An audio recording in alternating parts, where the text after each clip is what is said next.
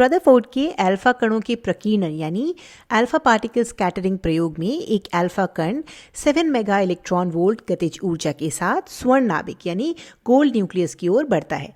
यह क्षणिक रूप से विराम की अवस्था में आता है और फिर प्रतिलोम दिशा में यानी रिवर्स डायरेक्शन में चलने लगता है। हमें समीपतम दूरी डिस्टेंस ऑफ क्लोजेस्ट अप्रोच ज्ञात करनी है।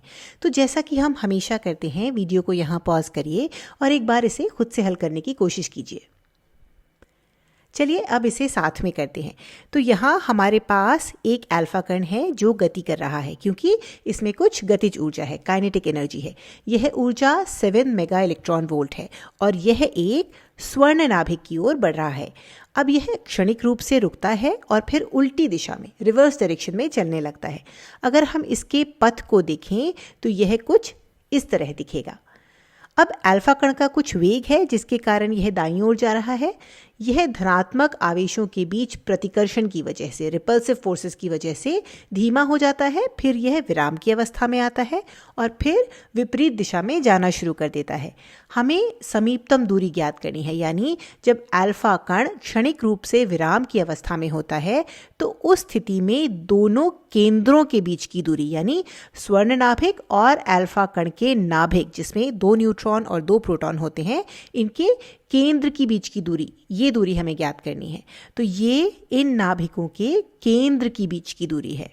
अब अल्फा कण में कुछ प्रारंभिक गतिज ऊर्जा थी, इसे प्रारंभिक अवस्था कह सकते हैं, और अंतिम अवस्था वो है जब अल्फा कण स्थिर है। तो वह गतिज ऊर्जा कहाँ गई?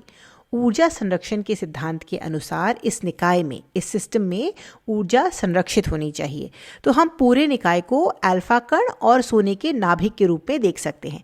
हम कह सकते हैं कि कुल प्रारंभिक यांत्रिक ऊर्जा यानी total initial mechanical energy EI कुल अंतिम यांत्रिक ऊर्जा यानी total final mechanical energy EF के बराबर होगी। अब प्रारंभिक ऊर्जा, गतिज ऊर्जा और स्थितिज ऊर्जा पोटेंशियल एनर्जी का योग है और अंतिम ऊर्जा अंतिम गतिज ऊर्जा और स्थितिज ऊर्जा का योग होगी। हमें पता है कि प्रारंभ में कुछ गतिज ऊर्जा थी और हम मान सकते हैं कि प्रारंभिक स्थितिज ऊर्जा इनिशियल पोटेंशियल एनर्जी 0 थी क्योंकि शुरुआत में अल्फा कण और सोने के नाभिक दूर दूर थे। अब जब कण अंततः विराम की अवस्था में आ जाता है तो उसकी गतिज ऊर्जा शून्य होती है क्योंकि उसका वेग शून्य हो जाता है। तो हम देख सकते हैं कि अल्फा कण की सारी गतिज ऊर्जा इस निकाय की स्थितिज ऊर्जा में बदल गई है। और यहाँ निकाय क्या है? यहाँ निकाय है अल्फा कण और स्वर्ण नाभिक दोनों। तो प्रारंभिक गतिज ऊर्जा 7 मेगा इलेक्ट्रॉन वोल्ट है जिसे हम 7 × 10⁶ इलेक्ट्रॉन वोल्ट के रूप में लिख सकते हैं और 1 इलेक्ट्रॉन वोल्ट 1.6 × 10⁻⁻19 जूल के बराबर होता है। इसे यहाँ लिख लेते हैं। तो यह निकाय की स्थितिज ऊर्जा के बराबर है और किसी भी 2 आवेशों के बीच की स्थितिज ऊर्जा इस समीकरण से दी जाती है, 1/4πε0 × Q1 × Q2/R। यहाँ R दोनों के केंद्रों के बीच की दूरी है और यहाँ R यह दूरी D है जो हमें ज्ञात करनी है, यानी समीपतम दूरी, डिस्टेंस ऑफ क्लोजेस्ट अप्रोच। और 1/4πε0 का मान होता है 9 × 10⁹। तो हम इसे समीकरण में प्रतिस्थापित कर सकते हैं। तो 9 × 10⁹ गुणा Q1। अब Q1 अल्फा कण का आवेश है जिसमें 2 प्रोटॉन हैं और हमें पता है कि प्रोटॉन और इलेक्ट्रॉन के आवेश का परिमाण, मैग्नीट्यूड समान होता है, बस चिन्ह अलग अलग होते हैं। तो अल्फा कण का कुल आवेश होगा 2E गुणा Q2 जो स्वर्ण नाभिक का कुल आवेश है, जो हम इसकी परमाणु संख्या एटॉमिक नंबर 79 से निकाल सकते हैं। स्वर्ण नाभिक में 79 प्रोटॉन होते हैं तो इसका कुल आवेश 79E होगा। इसे हम विभाजित करेंगे D से। अब हमें इस समीकरण में सारे मान ज्ञात हैं। हम E का मान 1.6 × 10⁻⁻19 कूलॉम इन 2 स्थानों में प्रतिस्थापित कर सकते हैं और समीकरण को D के लिए हल कर सकते हैं। तो इस वीडियो को यहाँ पॉज करिए और D का मान निकालने का प्रयास करिए। तो D का जो मान आपको मिलना चाहिए वह है 32.5 × 10⁻⁻15 मीटर।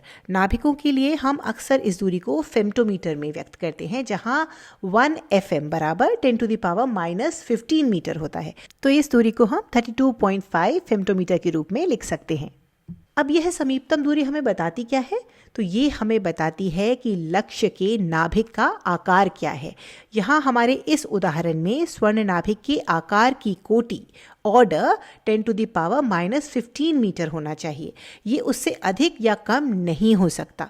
ये 10⁻14 या 10⁻13 नहीं हो सकता। अगर नाभिक की त्रिज्या की कोटि 10⁻14 या 10⁻13 होती तो समीपतम दूरी की कोटि भी 10⁻14 या 10⁻13 होती। यहाँ हम ये इस डायग्राम में भी देख सकते हैं कि अगर हम नाभिक का आकार बढ़ाएंगे तो अल्फा कण नाभिक के इतने करीब नहीं आ पाएगा। ये इससे कहीं पहले उल्टी दिशा में मुड़ जाएगा, जिससे हमारा डी भी बढ़ जाएगा। तो समीपतम दूरी हमें नाभिक के आकार का कुछ अंदाज़ा देती है, लेकिन यह सटीक रूप से नाभिक की त्रिज्या नहीं बताती। नाभिक की त्रिज्या को जानने के लिए हमें कुछ अन्य प्रयोग करने होते हैं।